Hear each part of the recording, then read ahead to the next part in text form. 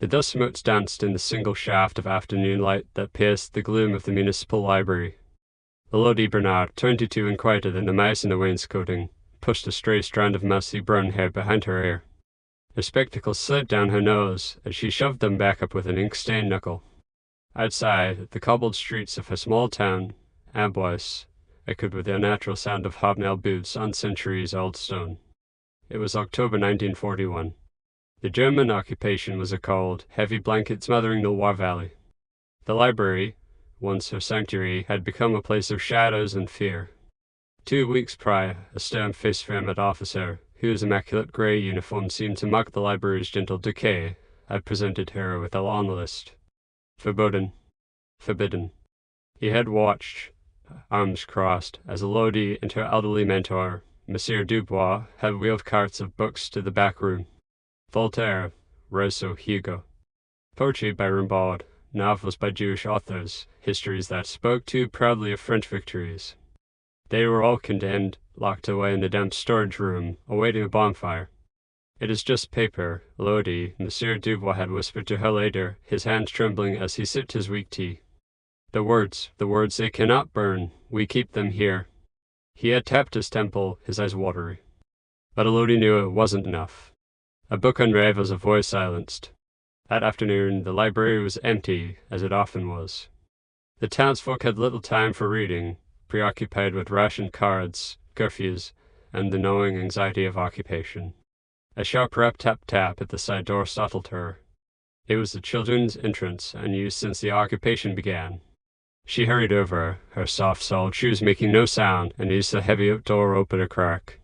2 small faces peered up at her, eyes wide in the gloom. It was 8-year-old Ella and her older brother, 10-year-old Julien. Their father was a prisoner of war, and their mother worked tireless hours at the bakery, her face permanently etched with worry. "Mademoiselle Elodie," Julien whispered, clutching a worn satchel. "Maman says we cannot be on the streets, but it is so cold at home." Elodie's heart ached. Before the war, this library had been their haven. She had run the children's reading hour every Wednesday, complete with puppet shows and her own hand-drawn illustrations. Now, the children's corner was dark, the colorful little chairs stacked in a sad pyramid. "The library it is not for children right now, Julien. It is not safe," she whispered back, though the words tasted like ash. "But we brought our own," Alice said, her voice a tiny thread. She pulled a tattered copy of Perrault's fairy tales from the satchel. "Can we not just sit? We will be quiet as stones." Elodie looked past them into the alley. Empty. She made a decision that felt both tiny and monumental. She pulled them inside, locking the door swiftly behind them. "Not down here," she said, her voice firmer. The main hall was too exposed. Any soldier passing by could peer through the tall windows. "Come with me." She led them past the circulation desk, through the staff room, and to a narrow, winding staircase hidden behind a tapestry depicting Charles and Maggie. The stairs groaned under their light footsteps, smelling of dry paper and something vaguely sweet, like dried lavender. They emerged into the attic. It was vast, spanning the entire length of the building. Unfinished wooden beams crisscrossed above them, and the steeply sloped roof was tiled with ancient slate. Piles of forgotten furniture, brittle newspapers from the last war, and trunks of town records were draped in dusty canvases, looking like a range of sleeping ghosts. But in one corner, near a small, round window, was a cleared space. An old Persian rug, faded but clean, covered the floorboards. A few cushions were piled against a trunk, and a single, low-burning oil lamp sat on a crate. This was Elodie's secret. It was where she came to read the forbidden books. "Mon Dieu," Julien breathed, stepping into the space. The air was warmer up here, protected from the drafts. "This," Elodie said, her voice finding a spark of its old storytime magic, "is the real library, the secret one." Ali's eyes, which had seemed to hold all the grey fear of the town, lit up. "A secret library?" "The very best kind," Elodie affirmed. She walked over to a massive, cloth-covered wardrobe and pulled back the sheet. It wasn't a wardrobe at all, but a tall, sturdy bookshelf. And it was full. Here, Victor Hugo sat next to Stefan Zweig. Here, poetry that championed liberty and freedom was safely tucked away. "You can stay," Elodie said, sitting on a cushion and patting the space beside her. And you can read, but there are rules. This is our secret. You tell no one, not your friends, not even Mammon. It would be too dangerous for her to know. The children nodded, their faces solemn. And, Elodie said, picking up a copy of The Three Musketeers that she had been reading, when you come, you must bring a message. A message? Julian asked, his brow furrowing. Elodie's mind was racing, an idea blooming in the dusty air, as fragile and as bright as the light from a single window. It was reckless. It was terrifying. It was necessary.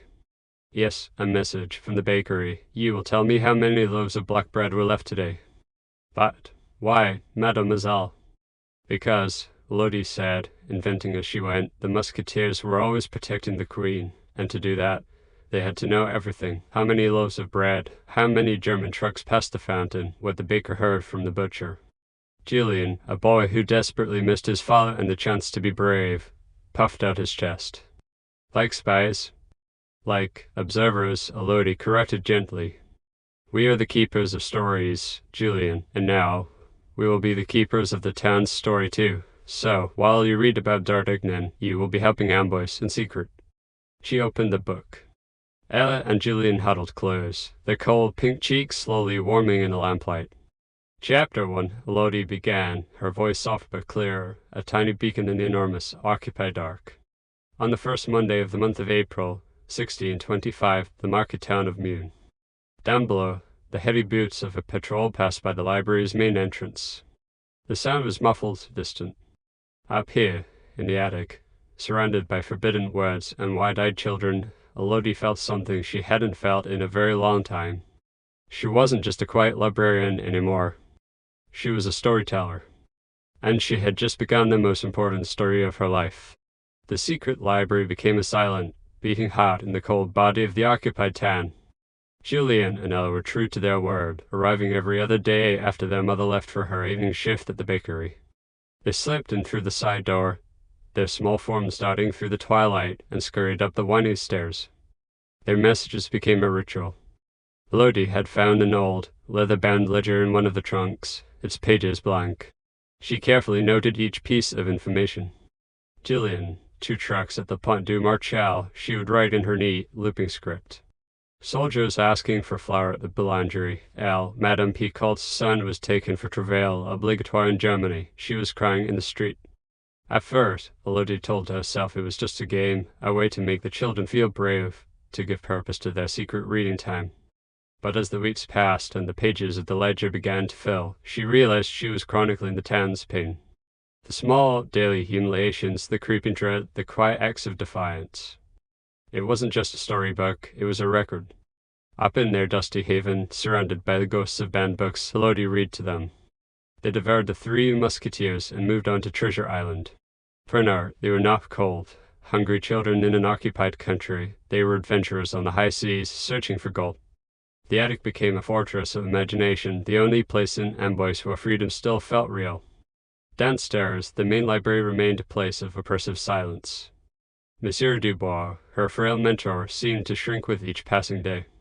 He spent his hours meticulously cataloguing the approved German-language books that had been sent to replace their own, his hand shaking so badly he often smudged the ink. "Be careful, Elodie," he murmured to her one chilly November morning, not looking up from his desk. The library was empty save for a single German soldier in the corner, laboriously reading a newspaper. "You are brighter these days.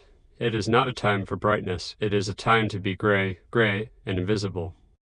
"I am just reading, monsieur," Elodie replied softly, her heart thumping. Did he know? "Read then," he said, his voice barely audible. "But do not let the light show through the cracks, they are always watching the light." His words settled on her like a shroud. She hadn't realized she had changed. But she felt it. The secret in the attic, the trust of the children, the ledger full of whispers had forged something new inside her. The mousy, timid librarian was still there, but she was now shielding a small, fierce flame. The true test of that flame came a week later. Elodie was shelving books in the main hall when the front bell chimed, hard and impatient. The Wehrmacht officer who had first delivered the verboten list entered. It was Oberleutnant Fassbinder. He was a tall, severe man with pale eyes and a scar that bisected his left eyebrow, giving him a look of permanent disapproval. He was not alone. Flanking him were two soldiers, and between them, his face pale and sweating despite the cold, was Anton, the baker's apprentice. Anton was barely 17, a gangly boy who was sweet on Ella and Julien's oldest sister. Mademoiselle Bernard, Fassbinder said, his French was ice and cold. He did not remove his hat. We are conducting a search. There are reports of subversive materials in this area. Elodie's blood turned to ice. She gripped the spine of the book in her hand so tightly her knuckles turned white. Subversive, Oberleutnant, we have only what you have approved. You saw to it yourself. Fassbinder's thin lips twitched. Nevertheless, we will be thorough. He nodded to his men. Search the back rooms in the basement. As the soldiers' boots echoed on the floorboards, Fassbinder turned his pale eyes on her. This library is a place of history, is it not? Full of old things, forgotten things. Only books, sir, Elodie said, forcing her voice to remain steady. And das, he added, running a gloved finger along the shelf and inspecting it with disdain. And statics. Elodie's breath hitched. She could feel the blood drain from her face. The attic. The children. She hadn't heard them arrive. Were they up there now? Was the lamp lit? The attic is just storage, Oberleutnant, she said, praying her voice wouldn't tremble. Junk, broken furniture. It hasn't been opened in years. The key is lost. Fassbinder stared at her, his gaze unnervingly still. He was a hunter, and he smelled fear. Is that so? He said softly. He turned to the terrified apprentice. Anton, you have been delivering bread in this alley for a year. Have you seen anyone visiting the attic? Anton looked at Elodie, his eyes pleading. He was just a boy, caught in a trap he didn't understand. Elodie willed herself to be calm, to show him nothing, no fear, no sign. And no, sir, Anton stammered. Only Mademoiselle Elodie and Monsieur Dubois, and they always use the front door. The side door is always locked. Good boy, Elodie thought, relief washing over her so suddenly she felt dizzy. Fassbinder seemed momentarily satisfied. He was about to speak again when one of the soldiers returned from the back room. Sir, we found this. He was holding a copy of Victor Hugo's Les Miserables. Elodie stopped. It was her own copy, the one she had been reading in the staff room, the one she must have forgotten to take up to the attic. A stupid, careless mistake. Monsieur Dubois, who had been frozen at his desk, suddenly moved. Ah, that, he said, shuffling forward, his voice surprisingly robust. That is mine, Oberleutnant. Fassbinder turned his cold gaze on the old man. Yours? I thought this was on the forbidden list. It is, Monsieur Dubois agreed, clasping his shaky hands behind his back. A personal failing, I'm afraid. I am an old man. Hugo was the poet of my youth. I could not bring myself to lock it away. A moment of sentimental weakness. I was reading it on my lunch break. Elodie has told me off for it twice now. Haven't you, my dear? He gave Elodie a brief, sharp look. She nodded at me. Fassbinder looked from the old man to the young woman. He snatched the book from the soldier. Sentiment, he scoffed, his thumb tracing the embossed title. It is sentiment that rots a nation from within, you will remember that. He stared at Monsieur Dubois for a long, agonizing moment. Then he thrust the book back at the soldier. Put it with the others, to be burned. He nodded sharply to his men. We are done here, for now. He turned and marched out, his soldiers and the trembling Anton in his wake. The bell chimed, and then there was silence, heavier and more profound than before. Elodie leaned against the bookshelf, her knees weak. She was shaking. Monsieur, she began, her voice a whisper. Though, he said, not looking at her. He was already sitting back at his desk, his shoulders slumped, looking 20 years older. Go and check on your storage. She didn't have to be told twice. She fled through the staff room, up the winding stairs, her heart hammering against her ribs. She burst into the attic, expecting the worst.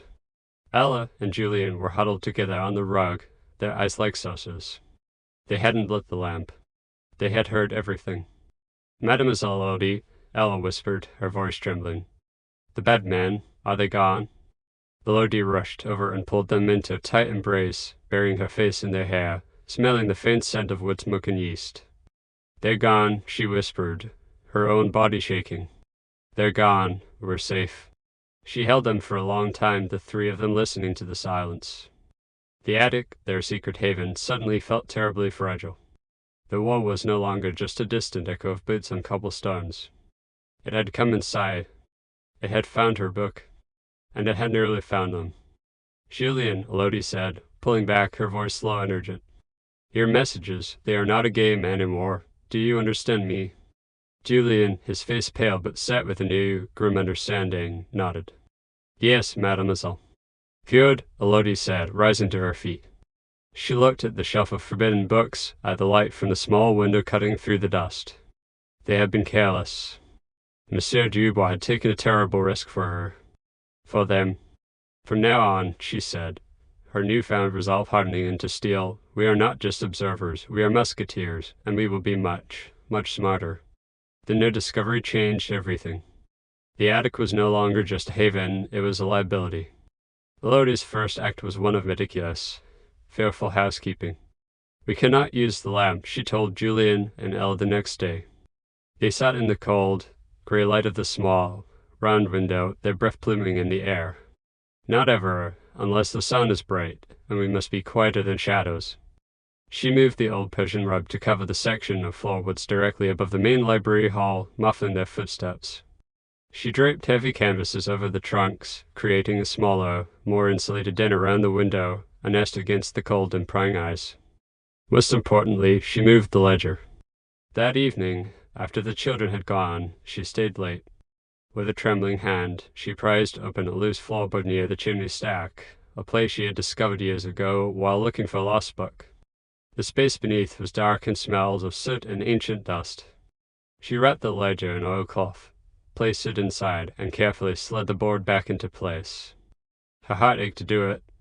The book felt alive, a testament to the town's quiet suffering, and burying it felt like another act of silencing. But it was too dangerous to keep. She also took 3 books from the attic shelf, a thin volume of Voltaire, a tattered Molière, and a history of the French Republic. She hid them in the same dark space. If the attic was ever discovered, she would claim she was hiding them from Monsieur Dubois, just as he had claimed Les Miserables was his. She would protect him just as he had protected her. Her relationship with the old librarian had shifted. An unspoken understanding now existed between them. He never asked about the attic, and she never mentioned it. But sometimes, as they were closing the library, he would press a small, hard-to-come-by lump of sugar or a slightly withered apple into her hand.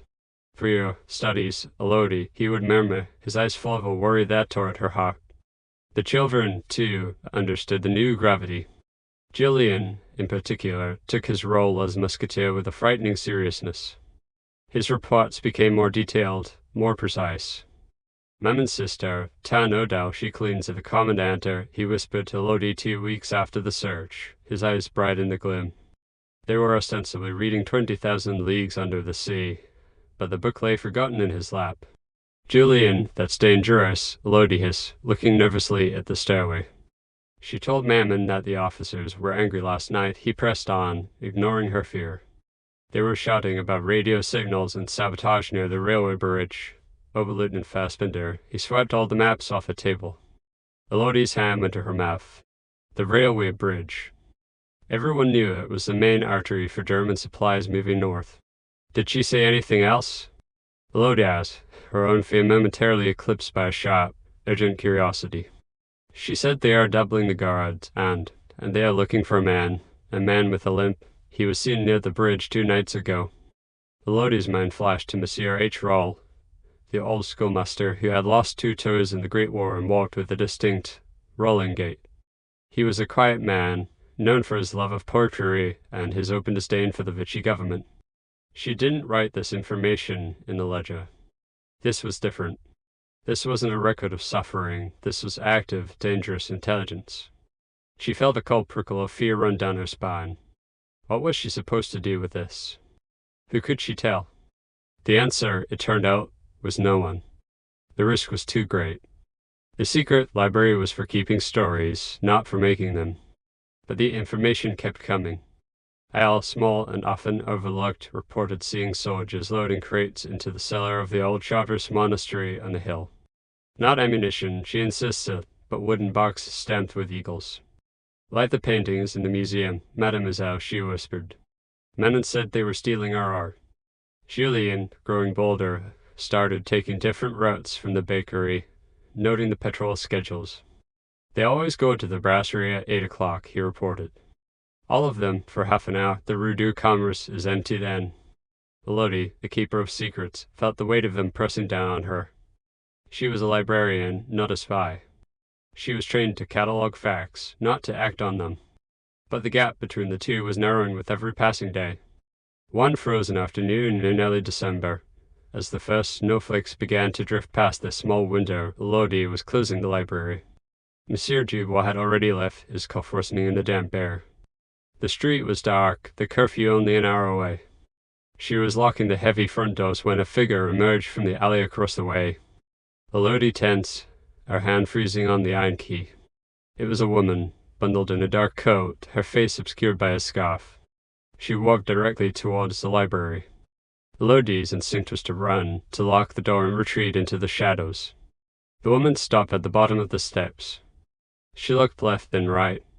The street was deserted. She looked up at Elodie. Mademoiselle Bernard, her voice was low, educated. Yes? Elodie whispered. The woman mounted the steps, stopping just out of the faint light from the street lamp. Elodie could see she was young, perhaps 30, with dark, intelligent eyes that held no fear. My name is Genevieve V., the woman said. I am a friend of Monsieur H. Rault, the schoolmaster. Elodie's breath caught. H. Rault, the man with the limp. He told me you're a person who appreciates stories, Genevieve continued, her gaze intense. He said you have a special collection of the stories no one else is allowed to read. Elodie said nothing. Her mind was racing. Was this a trap? Had H. Rault been caught? He also said, Genevieve's voice dropped even lower, that you have 2 young assistants who listen very well, who know how many guards are on the bridge and what is being stored in the monastery cellar. It was not a question. It was a statement. Elodie felt the cold iron of the key dig into her palm. She had been discovered. The game was over. I don't know what you mean, Elodie stammered, taking a step back. Please, Genevieve said, a sudden warmth in her voice. We are not Fassbinder, we are not the Millers, we are the ones who are trying to write the last chapter of this story, and we cannot do it without knowing the pages that come before. She reached into her pocket and pulled out a small, worn object. She pressed it into Elodie's hand. It was a child's wooden toy. A single, carved musketeer, his tiny sword raised. It was identical to a set Elodie's father had carved for her, a set that now lived in the attic, played with by Ella and Julien while she read. Elodie looked from the toy soldier to the woman's steady, waiting eyes. This was no trap. This was an invitation. He is safe, Elodie whispered, clutching the small toy. Monsieur H. Rault? For now, Genevieve said. We got him out of ambush, but his work is not finished, and he said the librarian would know what to do. Elodie looked back into the dark, silent library, a sanctuary that had become a way station for secrets. She thought of the ledger hidden under the floorboards, of Julien's proud, serious face, of L.A.'s soul and art. She had been a keeper of stories. Now, she was being asked to become a part of one. Wait here, Elodie said, her voice shaking but firm. I will be 5 minutes. She unlocked the door, slipped inside, and ran, not to the ledger, but to the stuff room. She returned with a single sheet of paper, the library's official letterhead. On it, she had drawn a rough map of the town, copied from an old municipal atlas. With a pencil, she made 2 small marks. An X on the monastery cellar. A circle in the Rue du Commerce, with the time 20/0/2030 written beside it. She folded the paper and handed it to Genevieve. Genevieve took it, her eyes never leaving Elodie's. This is a great risk, mademoiselle. Reading is always a risk, madame, Elodie replied, the words coming to her as if from one of her forbidden books. It is how we learn to be free. Genevieve nodded, a small, grim smile touching her lips. So it is. She pocketed the map, turned, and disappeared into the snowy twilight as silently as she had arrived. Elodie stood in the doorway, the cold biting at her face, the wooden musketeer clutched in her hand. The war had come to her library once more. This time she had not hidden. She had answered. Elodie stood in the frozen doorway for a full minute after Genevieve vanished. The only warmth in the world was the small, carved musketeer digging into her palm. The metal of the door key was so cold it burned. She locked the heavy door, the thud of the bolt echoing in the empty street, sealing her decision. She had crossed a line. There was no going back. The next 3 days were a torment of quiet dread. Every time the library bell chimed, her heart leapt into her throat. Every hobnail boot that paused on the street outside her window seemed to be stopping for her. She was jumpy and irritable, snapping at Monsieur Dubois when he asked if she was feeling unwell. "It's just the cold, monsieur," she lied, her back to him as she pretended to organize catalogue cards. "Of course," he murmured, shuffling away. "The cold, it gets into everything." When Ella and Julian next climbed the stairs to the attic, she could barely focus on the adventures of Captain Nemo. Her voice was strained, her eyes constantly flicking to the small window, as if she expected to see Fassbender's face peering in. "Mademoiselle?" Julian asked, his small brow furrowed. "Are the bad men coming back?" "No, Julian, no," Elodie said, trying to force a smile. "I am just distracted. Let's see if the Nautilus escapes the giant squid, shall we?" But the magic was gone. The children read in huddled silence, sensing her fear. The attic felt less like a fortress and more like a trap. On the 4th night, the silence of the town broke. Elodie was in her small room above a closed charcuterie, her window cracked despite the biting cold. She heard it clearly, shouting from the direction of the Rue du Commerce, followed by the sound of a heavy truck engine roaring to life, then dying with a sickening grind. More shouting, this time in furious German. She slept no more that night. The next morning, the town was electric with whispers. A German supply truck, left unattended for exactly half an hour on the Rue du Commerce, had been sabotaged. All 6 tires were slashed to ribbons. But the true masterpiece of the attack, the town gossiped with grim satisfaction, was the sugar. A whole sack of it poured directly into the fuel tank. The engine was ruined. It was a small act, but a deeply infuriating one. It was the grain of sand in the gears. Elodie walked to the library, her face a mask of calm, while inside her heart beat a frantic, terrified rhythm. I did this. My map. My little circle. 20-0-2030. She had barely unlocked the doors when Oberleutnant Fassbender entered. He didn't come to search. He simply stood in the center of the main hall, his black leather gloves creaking as he clenched and unclenched his fists. "A cold morning, Mademoiselle Bernard," he said, his voice dangerously pleasant. "Yes, Oberleutnant." "I trust you slept well? No disturbances?" "I heard some shouting, sir. I stayed inside, of course." "Of course," he mimicked, his pale eyes scanning the room. They seemed to linger on the tapestry that hid the attic stairs. "It seems we have rats in ambush, vermin who gnaw at things that do not belong to them, and you know what one does with rats, mademoiselle." I suppose you trap them, sir." "Precisely." He smiled, a thin, reptilian expression. "We trap them, and we destroy the nest they hide in." He took a step closer. "Even quiet, dusty, respectable-looking nests." Elodie willed herself not to look away, not to tremble. "Due to this, vermin," he continued, "the town curfew will now begin at 7 o'clock. Any person on the street after that will be arrested. And tell your readers, mademoiselle, that collective punishment is a very effective tool. Perhaps someone will grow tired of the cold or the hunger, and will tell us where the rats are hiding." He turned on his heel and left. The new curfew was a disaster. It meant the children could no longer come to the library. Their mother's evening shift started at 6:30. It was impossible for them to cross town and get home by 7. For a week, the attic remained dark and cold. Elodie felt the loss like a physical ache. The silence of the library was no longer oppressive, it was empty. She felt the weight of the town's punishment. The shorter hours meant less time for people to queue for rations, more hardship, more fear. And it was her fault.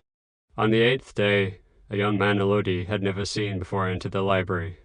He was perhaps 15, with a thin, hollow-cheeked look of so many, but his eyes were sharp and alert. He wore a patched jacket and carried a cloth satchel. He bypassed the main desk and walked directly to Elodie, who was reshelling books. "I am looking," he said, his voice low and casual, "for a history of the French Republic." Elodie's blood hummed. It was the countersign. the exact title of one of the books she had hidden under the floorboard. "We have several histories," she said, her voice equally quiet.